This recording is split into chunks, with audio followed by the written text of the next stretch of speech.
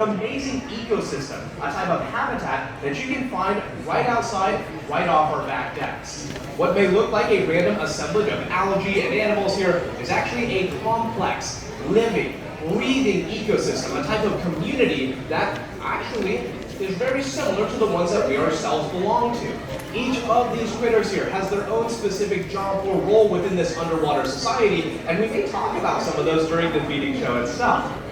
Now, the thing that really anchors this community, the thing that structures it, gives it life, is actually the giant kelp itself.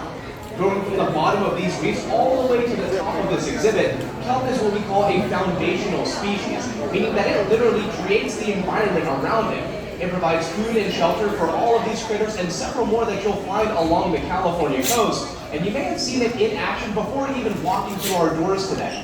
If any of you have gotten to take a look on the Monterey Bay, you may have seen some big old brown patches on the surface of the water. That is the topmost layer, or the canopy level of the kelp. And just like a rainforest on land, it's just a hint at the amazing functions and diversity right underneath. Perhaps you saw some otters wrapping themselves up so they don't drift away, or seabirds diving in to grab their food. Every level of the kelp forest is useful to some sort of critter here in Monterey especially. Now, all of these incredible sites, whether they're above or below the water, are really possible because this entire area is within what we call a national marine sanctuary, a protected area along the coast that ensures the health and biodiversity of areas just like the kelp forest all along Central California. It's almost like an underwater national park for all of us to enjoy. And this very exhibit is connected to that national marine sanctuary via the water itself. If any of you have looked out off the back decks and you saw some yellow buoys at the surface of the water, those actually mark 2 intake pipes that send in raw seawater to this very exhibit at a rate of about 1,500 gallons every single minute. Now that water is bringing with it things like raw nutrients, plant spores, or even small critters that can grow up within our very exhibit. So if you look at some of the small invertebrates on the walls, or even a lot of the algae covering the reefs, that probably came in straight from the bay. So we like to say this exhibit was made by us, but also by nature as well. Now I know you have all stopped listening to me because it looks like our diver has been arriving on the scene with a big old entourage of fish. There is Mike, our volunteer diver, and there he is. Hi there, Mike. How's it going? I'm doing great, Eric. How are you?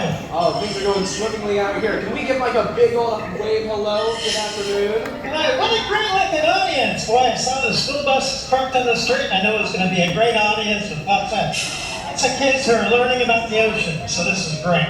Absolutely. We've already had some really great questions from the audience before the show even started. My first question to you is, how is it being surrounded by all of these fish and even these sharks coming up to the glass?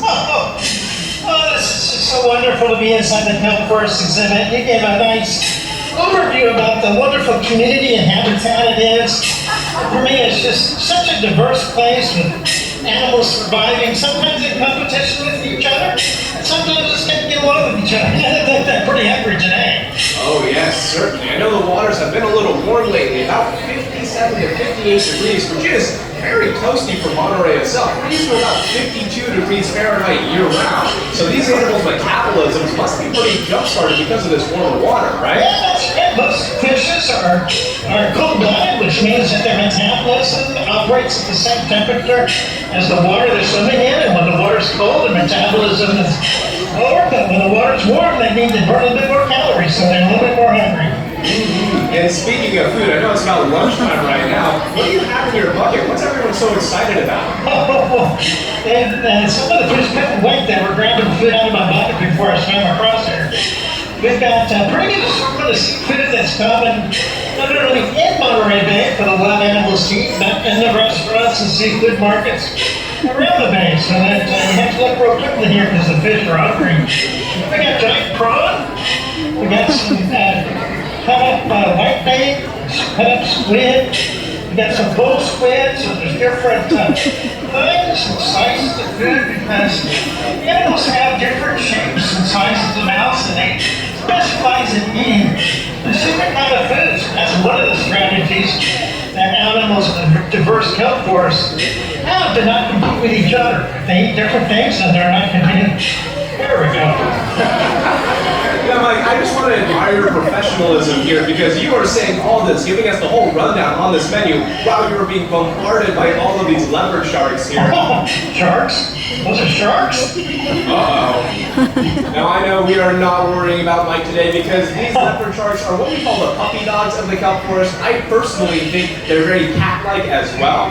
And as they're kind of moving around here, Mike was talking about how all of these animals can feed on different things and live in different parts of the kelp forest. Sometimes they will compete with each other, of course, for a very tasty prawn there. But if you take a look at these animals as they're moving up and down the glass, you'll notice their mouths are located on the underside of their bodies, and that tells us that these animals are bottom feeders. So they will typically patrol the seafloor looking for things to slurp up, be it a prawn, a worm, maybe even a clam for good measure here. So it really shows where you can find these animals and what they might be eating out there too. Yeah, I like to kid around about the sharks, but truth is they're my favorite fish in here. Yeah. They got so much personality, right? They do, and when they're hungry like they are today, it's a lot of fun to feed them. Certainly. Now, the location of the mouths of a lot of these animals can tell us so much about their natural behaviors and where they will live. We also have several other fish hanging out towards the top who have really tiny mouths, like our sardines, anchovies, and even some kelp perch towards the top. You're not going to be feeding them necessarily, right? You know, I'm not going to swim up to feed our schooling fish, but you know, a lot of the pieces of food out here are small enough for some of our perches and senioritas to eat. I do have a dive bug today at the top of my tether is Tori, and I left a bucket of krill up there, so I'm going to ask her to toss that pink bucket of krill in to feed our schooling fish swimming over my head. All right, so we're going to see some pink clouds hitting the surface of the water pretty soon. My friends on the second floor probably have a great view of that right about now. They are swarming some of those tiny little critters being tossed in. But of course, I know these leopard sharks do not want you to even take your attention away from them for just a second here. Wow, look at that. What a feeding frenzy we've got. Now, another thing I mentioned a little earlier, Mike, is that a lot of these animals have very different roles or jobs within the kelp forest, not just in their diet, but of course their function in this underwater society. These leopard sharks, like I said, are bottom feeders. They're picking up things from the bottom of the seafloor. But we also had another fish swimming right on by you as you were coming over, the big fish with the dark coloration and orange stripe down the middle. Who is that, friend? Oh, it's an iconic kelp forest fish called the California. It actually goes through transformation and becomes a male. So we have one male in this exhibit, and he prevents all the other younger sheephead from becoming a male just by his presence. Yeah, it looks like we might start summoning him over here. He's on the right-hand side of the exhibit for any of my friends by the bigger windows over on that side. Here's a female swimming up right towards me right now here. Oh, perfect timing. Yeah, there's the female sheephead. They're a little smaller, they have a pink coloration, but just like the male, they have that big white jaw. Very easy to point out. And like we were talking about the different roles these animals can have in here, these California sheephead have a very prestigious title of what we call a keystone species. And that means their very presence in a kelp forest environment has a major effect on the health and prosperity of it. If they are removed, you can see a total shift in the dynamics here, and that's because of the diet of these animals. Now, Mike, I know you need to be a little careful around these California sheephead because of those big, strong jaws and those sharp teeth at the end. What are those really good at for biting in the wild? Munching.